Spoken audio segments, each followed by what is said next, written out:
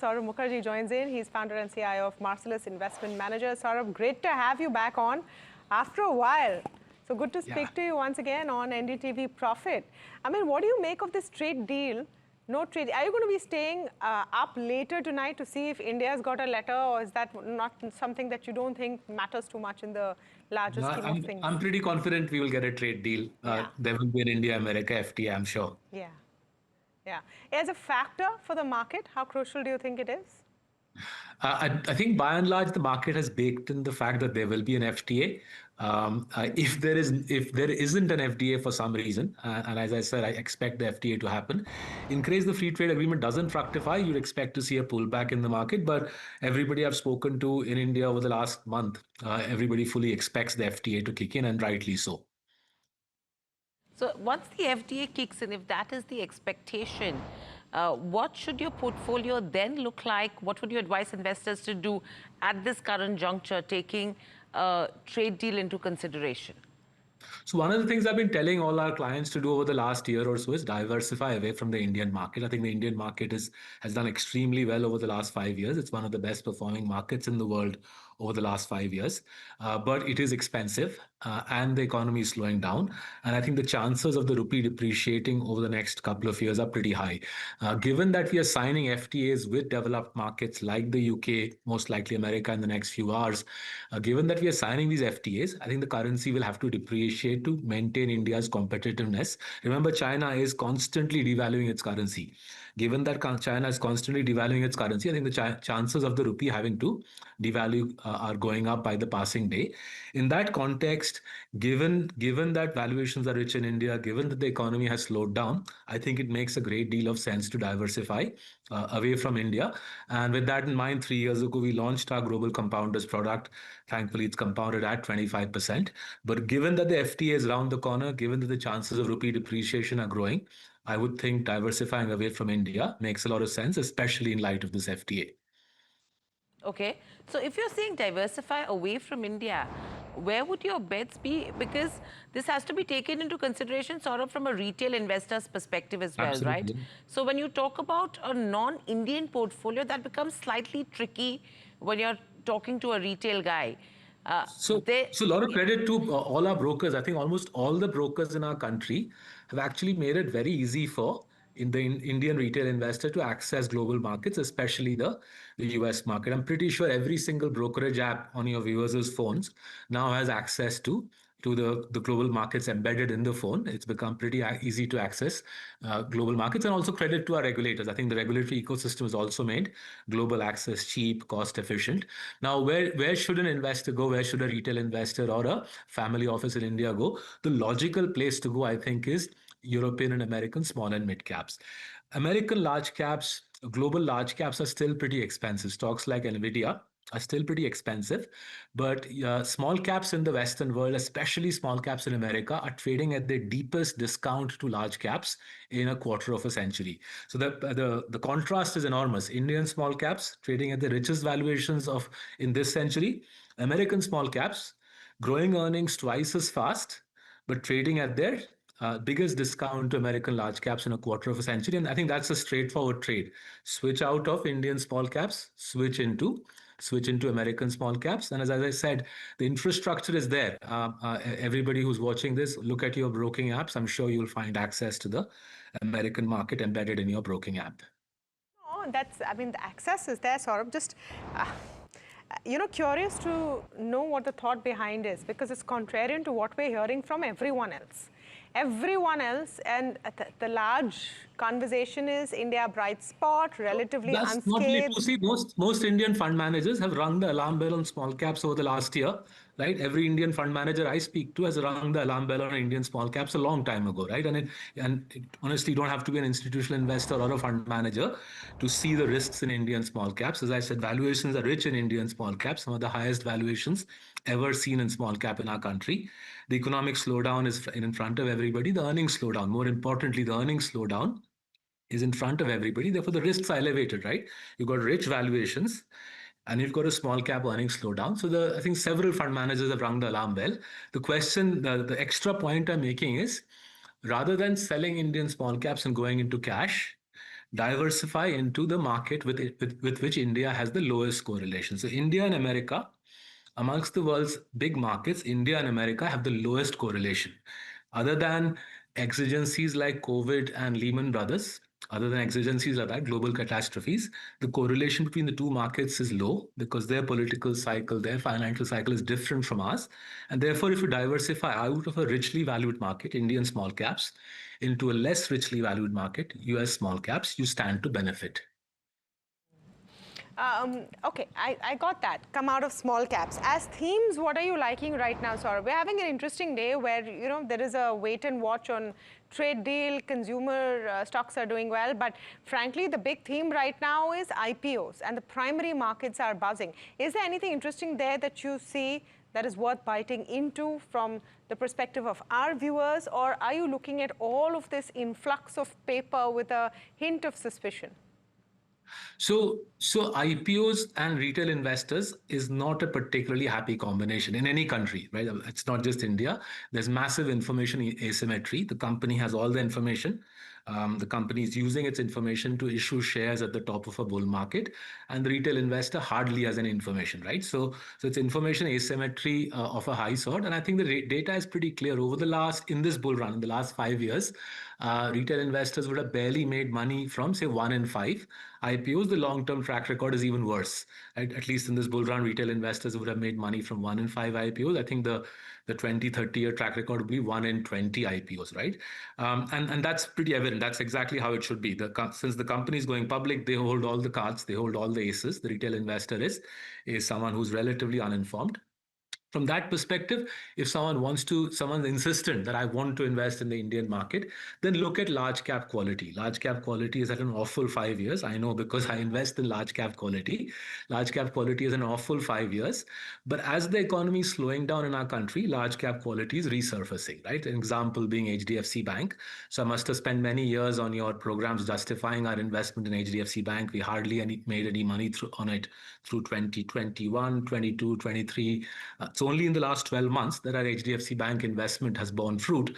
And that's exactly as you'd expect. As the economy slows down, investors are migrating from lower quality financials, lower quality banks towards the champion play in the sector. And this sort of phenomenon, I think, will carry on over the next couple of years. As the economy slows down, champion franchises, large cap quality will come to the fore. So if you want to invest in India, then focus on large cap quality. And I make it very clear that I have been invested pretty much all my life in large quality. So have my parents and so have our clients. That's the theme I think I can see working. It'll protect your capital. It'll also give you, I think, decent returns over the next 2-3 years. That's an interesting strategy that you've given out right now in terms of the large cap space. A best investment bet right now in terms of India, and if you have to look at the broader markets, you're asking to go to global markets, and that's an interesting strategy that retail investors could have access to.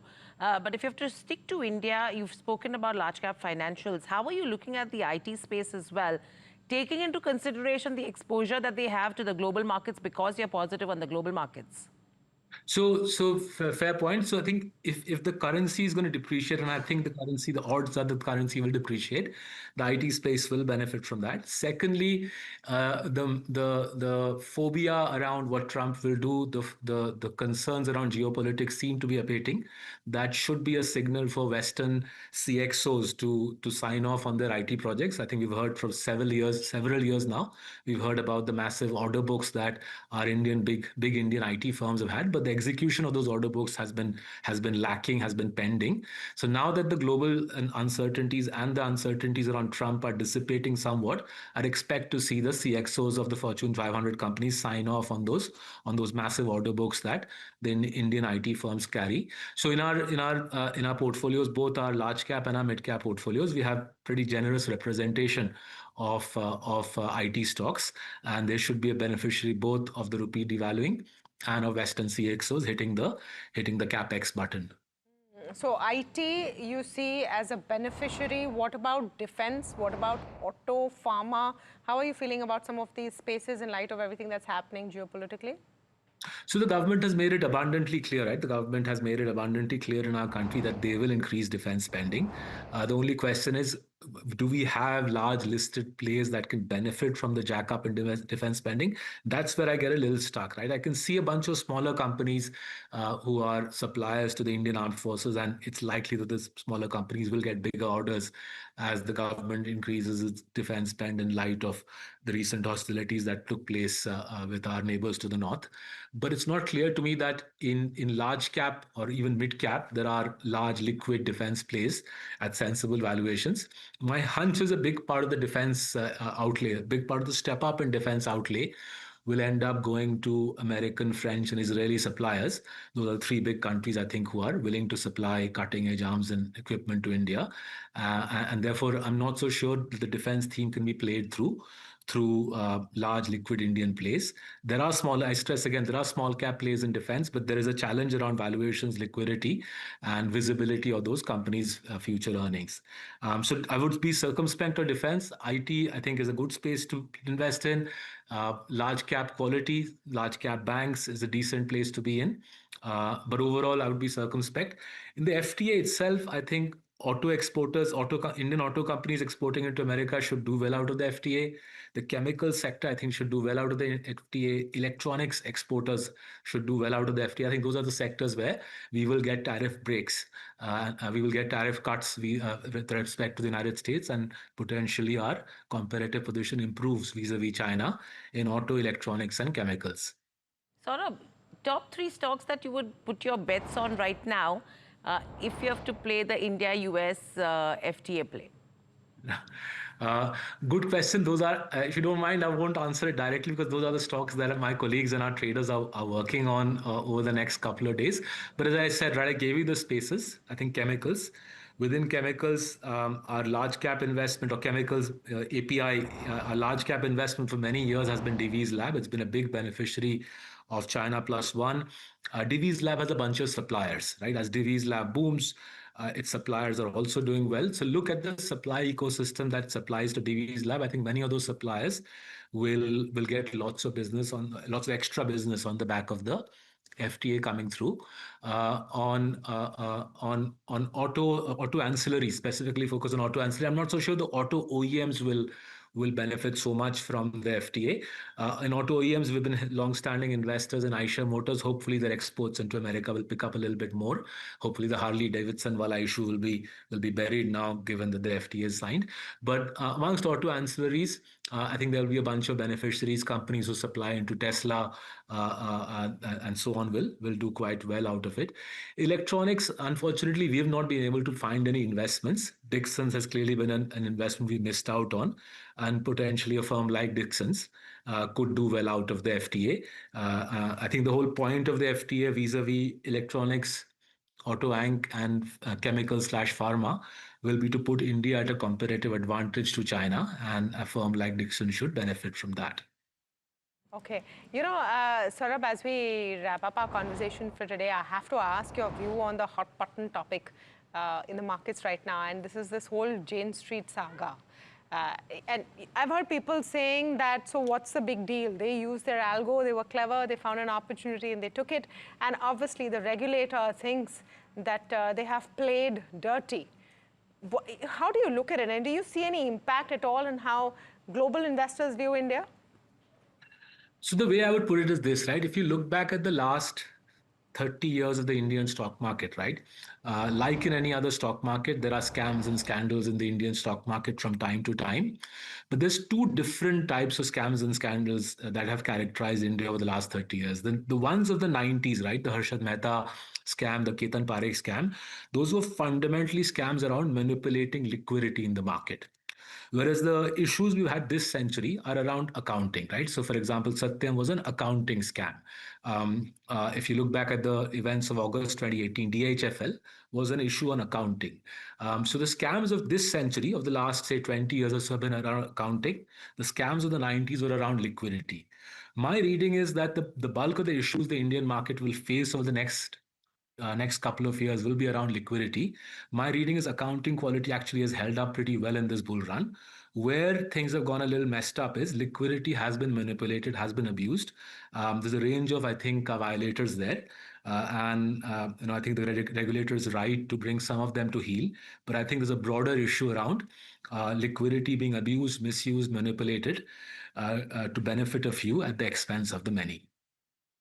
So it is a misuse, and cracking down on it is good. But do you see any impact going forward? I mean, we saw an initial... Absolutely, there will be impact, right? There are people accessing the Indian market, not just from overseas. There are people accessing the Indian market from India who are participating in the market, abusing and manipulating the market to their own ends. And I think the regulator is absolutely right to go after them. And I think this will be an issue over the next couple of years, because my reading is we track accounting quality quite closely. Accounting quality actually has held up pretty well, and credit to our authorities, both in Delhi and in Bombay. Credit to our authorities for making sure that accounting quality didn't go for a toss in this bull market. I know Gensol happened, but I think Gensol is an aberration. I don't see a systemic accounting issue in this bull market. What I see though is, and we do plenty of forensics on liquidity as well, I see plenty of examples of liquidity being manipulated, being abused to profit a select few. And I think that's where the regulator is rightly focusing its attention. You might see subdued liquidity for some time, subdued volumes for some time in the markets, as you know, we get used to all of this. As the manipulators get cracked down on, I think as SEBI also made it clear that this is just the beginning. As the manipulators get cracked down on, obviously they will pull back, and when they pull back, liquidity drops off. Yeah, but in the long term, you need that cleanse. So that's important. Absolutely, you do. So in many different ways, right? The party, I think, is broadly over in the market, and specifically in small and mid caps. For those who are watching, I think the party is over. Had earnings been stronger, had earnings been firing, had valuations been more modest, I would have been more optimistic about mid caps. But the combination of, it's actually quite easy to, if you do the analysis, the combination of illiquid stocks with weak fundamentals being driven into the sky, that is easy to spot in the data. And that those illiquid stocks with weak fundamentals, which have been pumped up into the sky, they will pull back as liquidity gets withdrawn on the back of a cleansing of the market. Cleanse, the party is over, says Saurabh Mukherjea. Thank you so much, Saurabh. Always a pleasure to have you on. And we love it because you speak your mind and speak it straight.